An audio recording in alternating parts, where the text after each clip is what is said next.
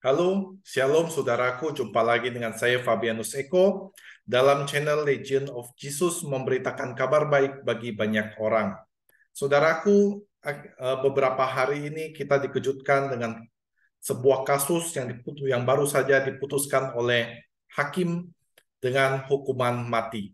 Nah, untuk membahas kasus tersebut akan muncul sebuah pertanyaan, bolehkah hukuman mati bagi gereja Katolik?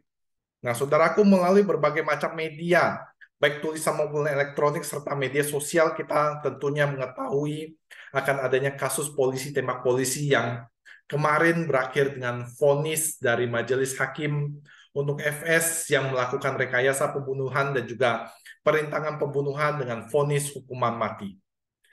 Mungkin banyak dari kita terbawa suasana emosi dan juga bereforia saat vonis hakim tersebut dijatuhkan. Karena kebetulan kasus ini begitu viral dan memakan waktu cukup lama untuk mengikutinya dari awal sampai dengan vonis hakim kemarin. Dan kita mengakhiri penantian selama ini dari hasil sidang dan euforia yang begitu luar biasa. Karena hakim berani memberikan hukuman berat kepada pelaku dan menganggap ini adalah sebuah keadilan yang tidak tajam ke bawah dan tumpul ke atas.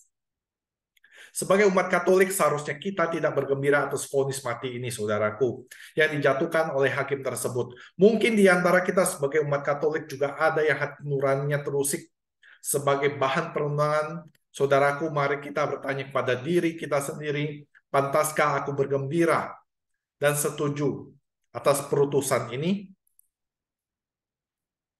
Nah, saudaraku, selama ini emosi dan hati kita tertuju pada sajian yang ditonton lewat media elektronik maupun media sosial, sehingga kita tidak menyaring informasi ini menurut kacamata iman dan juga gereja. Gereja Katolik sebenarnya sudah memberikan panduan dalam magisterium gereja. Ajaran hukum mati dalam gereja Katolik mengalami perkembangan sesuai dengan zamannya. Mengapa mengikuti zaman? Apakah perintah Tuhan bisa berubah? Bukan, saudaraku. Perintah Tuhan tidak pernah berubah-ubah, tetapi gereja harus menegakkan kebenaran sesuai dengan perkembangan zaman. Contoh, pada saat semua masih buta huruf, pantaskah gereja mewajibkan semua umat untuk membaca Alkitab? Dan ketika pada saat semua sudah bisa membaca pada umumnya, pantaskah gereja menganjurkan kita semua untuk membaca kitab suci? Jadi, saudaraku, bukan karena perintah Tuhan berubah-ubah, tetapi setiap masa ada tantangan yang berbeda. Demikian juga dengan hukuman mati. Hukuman mati ditentang oleh gereja sejak awal. Hal ini bisa dilihat banyak bapak gereja yang menentang hal tersebut, tetapi ada pertimbangan yang diantaranya yang disampaikan oleh Santo Agustinus mengatakan bahwa hukuman mati hanya sebagai sebuah jalan untuk mencegah dan melindungi pihak-pihak yang tidak bersalah. Nah, kemudian diperjelas oleh Santo Thomas Aquinas di mana ia mengatakan penjahat kelas kakap boleh dihukum mati. Dan ini menjadi ajaran resmi dari Gereja Katolik seperti yang kita temukan dalam Katekismus Gereja Katolik nomor 2267. Nah, ajaran hukum mati dalam Gereja Katolik mengalami perubahan akhir-akhir ini.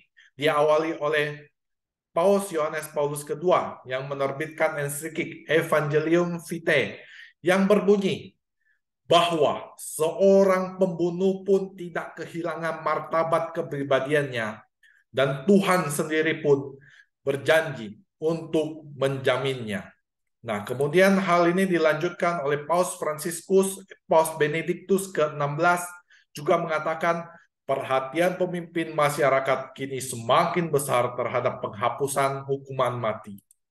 Dan selanjutnya, hal ini dipertegas oleh Paus Fransiskus yang paling menentang hukuman mati menurut revisi dan meminta revisi Katekismus Gereja Katolik sehingga pada tanggal 1 Agustus tahun 2018 Kongregasi untuk Ajaran Iman mengeluarkan surat yang berisi revisi ajaran gereja mengenai hukum mati dalam Katekismus Gereja Katolik nomor 2267 yang berbunyi demikian. Sejauh cara-cara tidak berdarah mencukupi untuk membela kehidupan manusia terhadap penyerang dan untuk melindungi peraturan resmi dan keamanan manusia, maka yang wewenang harus membatasi dirinya pada cara-cara ini. Karena cara-cara itu lebih menjawab secara konkret bagi kesejahteraan umum dan lebih sesuai dengan martabat manusia.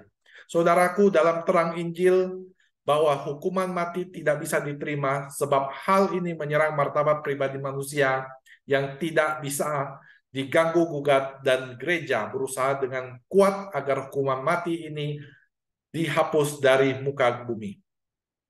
Gereja dengan jelas tidak menyerestui hukuman mati dengan alasan apapun. Argumennya jelas bahwa walaupun seseorang membunuh, ia tidak kehilangan martabatnya sebagai manusia dan Allah sendiri yang menjaga dan melindunginya.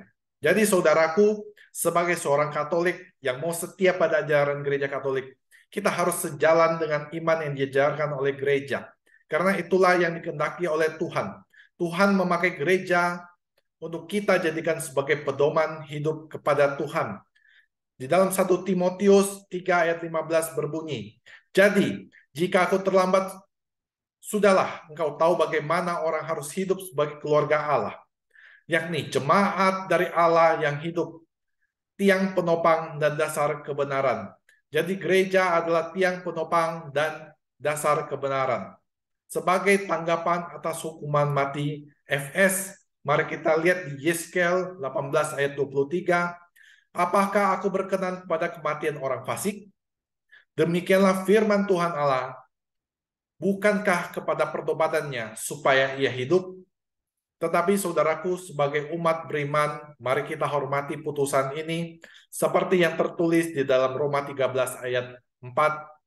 Karena pemerintah adalah hamba Allah untuk kebaikanmu, tetapi jika engkau berbuat jahat, takutlah akan dia. Karena tidak percuma pemerintah menyandang pedang pemerintah adalah hamba Allah untuk membalaskan murka Allah atas mereka yang berbuat jahat. Demikian saudaraku, apa yang bisa saya sampaikan hari ini untuk bahan perenungan kita bagi umat beriman. Semoga bermanfaat bagi Anda, dan bila Anda merasa channel ini memberkati Anda bisa silakan subscribe, bagikan kepada orang lain, dan juga Anda bisa komen di bawah. Terima kasih saudaraku, Tuhan Yesus memberkati Anda dan saya.